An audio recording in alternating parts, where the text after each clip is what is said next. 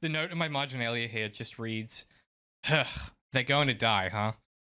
It's the bit where the boy and the man are talking. And the boy says, "We wouldn't ever eat anybody, would we?" The man says, "No, of course not." The boy, "Even if we were starving?"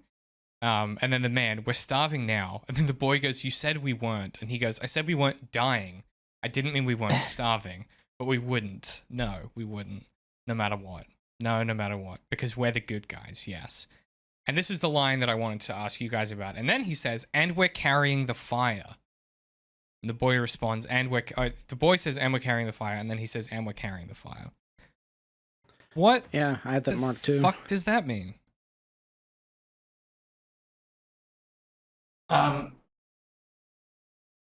Yeah. Wow.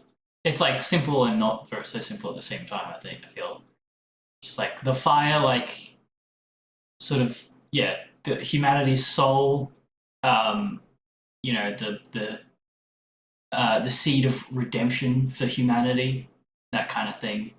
You know, by you know, raising him in this particular image of, you know, not killing people, not eating people, you know, being the good guys. That's the spark that's carrying them through the darkest apocalypse that's ever been put to paper. Yeah, I mean, I kind of went the Lives of the Saints and like the Prometheus route as well. Like Lives of the Saint, like, you know, the flame of God, right? Like the holy fire of heaven. And then also like, you know, Prometheus stealing the flame from the gods, right? There's kind of this this way that and we're carrying the fire. Well, you know, if God is dead and he thinks of the boy as a god, but not the god, right? There's a, you know, that there's a way that he's kind of stolen the fire from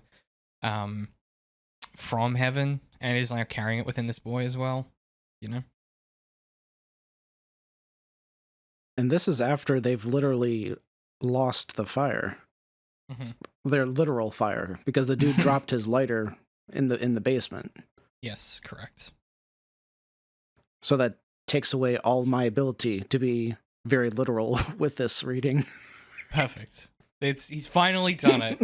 He's finally written a section that means that you have to interpret it metaphorically. You're welcome. So what do you think it means?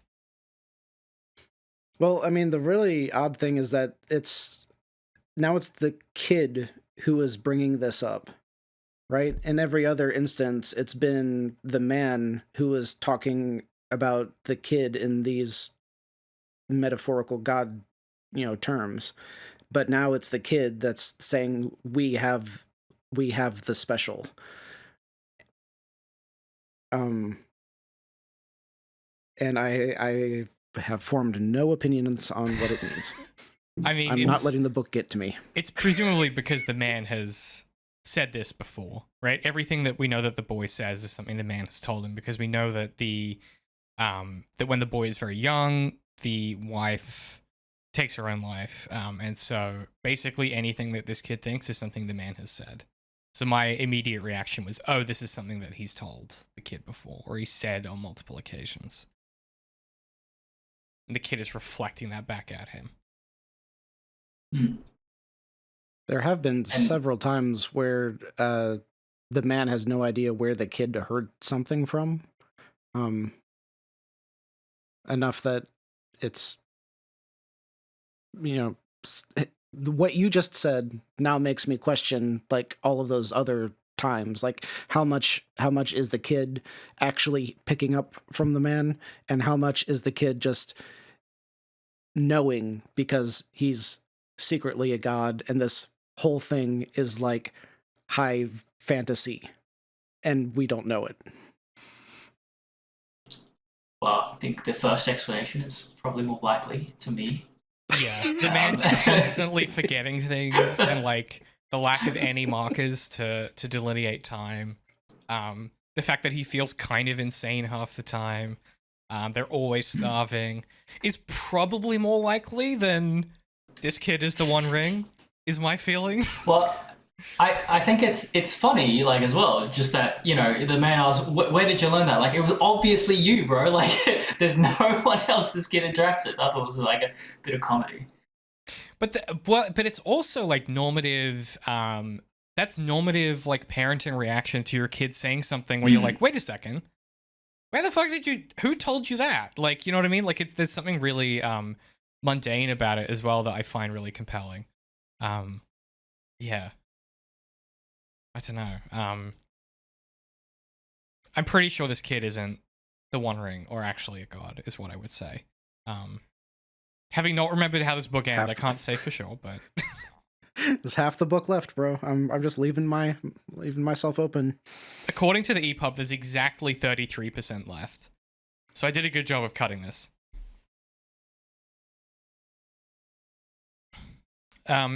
Next thing I've got in my notes is the house and the good 72 hours, which we can maybe talk about. Do you guys have anything else before then? I think so. Oh yeah, I've also just written in my notes here, like, they're freezing to death. They start freezing to death while they're starving to death because it starts raining. In brackets, God, this is rough. Yeah, that was actually quite. That sparked a lot of questions in me, like imagination, because I was also thinking, man, apocalypses in Australia would be very different. Hey, like Yeah.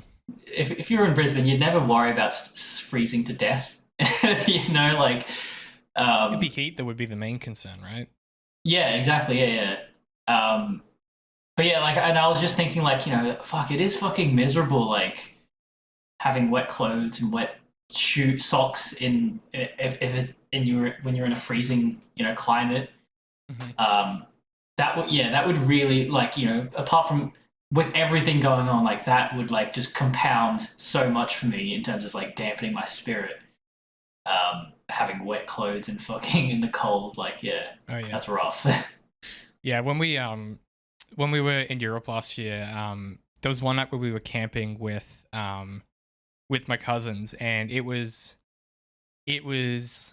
summer in the UK, bear in mind, and it was like 2 degrees Celsius at night. It rains the whole time, and it was like at that point I already had pneumonia, and it was just fucking miserable. And there's only so much whiskey you can drink before you're like, this hasn't helped. And I was thinking of that when I was reading this section, and I was like, oh my god, imagine this, but for like 10 years. Like, it would undo you mentally so quickly, I feel. It's a perfect lead into something that I had marked. There was one line right before they get into the bunker. Is like right when the man's preparing to start hacking at the wood with the spade, and the kid says, "I'll hold the lamp." Okay, this is what the good guys do. They keep trying. They don't give up. Mm-hmm. That feels really, really poignant, because I swear this is the first time in the entire book so far that we have heard the phrase "we don't give up" or any hope of like not just laying down and dying, right? Like, this feels like it's the first sentence of actual hope in the entire book. Right. Everything else has been oppositional to death, right? As opposed to a positive direction. And there's nothing yet to give them hope because they haven't gotten through to see what's in the bunker. So I don't know. It hit me really, really odd, because like, this is what you would assume the man's telling himself every single night is, keep going, don't give up, keep going, don't give up. I think that's the fire that it's talking about. Because who else in this world have we seen that has that? No one. So therefore, I think it makes sense that the fire that they've tasked themselves with is, like, hope for humanity, basically. No, he's from what we've seen in this world so far, he's pretty well suited to do that. Looking after a kid, sort of raising him, with morals and love and stuff like that. Like where else have we seen that? Nowhere. And I feel like that is, that's like uh, that's the prize in this world. That's the gem to keep alive and the fire to keep alive. Well, and literally, they're the